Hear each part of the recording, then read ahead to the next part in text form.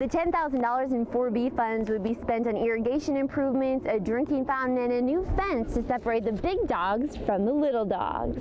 And Chief Bachman points out that it's harder than you might think to judge the speed of a passing car. He said sometimes the PD gets a lot of complaints about a particular road, so they bring the old trailer out and realize it actually wasn't as big of a problem as people imagined.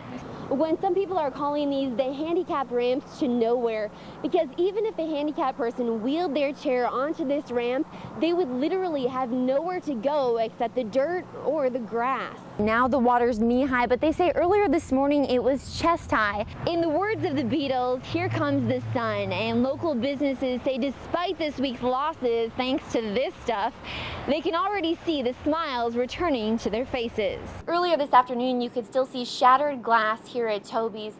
Since then, the glass has been replaced, and now the only evidence that remains of last night's terror is this memorial that's been set up for Tim. We're on Avenue J, and it's blocked off as far as you can see down there. Also on Taylor Street, from here at Avenue J all the way down past Avenue K. Dr. Kazana says the teachers will have to accelerate some of the curriculum once they get back, but he says he's confident the kids will be able to catch up. That's exactly right, Gwen. You know, no city leader ever wants to see their population decline, and you can imagine there would have been some pretty disappointed city officials if they'd had to come out to this population sign and replace it with a new sign showing a decline. But you can bet they will be happy to take this sign down and replace it with the new number, which is 104,553. Well, Doug, the signs on the doors here at Ashley Furniture are vague, saying simply that the Ashley Furnitures in Wichita Falls, Abilene, and San Angelo have closed temporarily due to shipping difficulties and that a buyout negotiation is in place. But customers tell us this line, saying more details as known, doesn't give them much hope. Well, Daryl, I'd say crowded would be an understatement. Looking at these crowds, you'd think today was Black Friday or something. It's also freezing and very windy, by the way.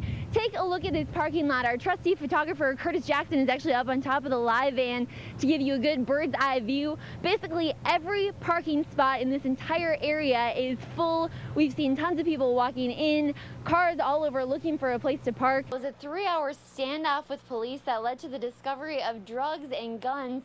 But luckily, we can report a peaceful resolution. This isn't Fargo, North Dakota, but it almost looks like a snowy field here in Fargo, Texas.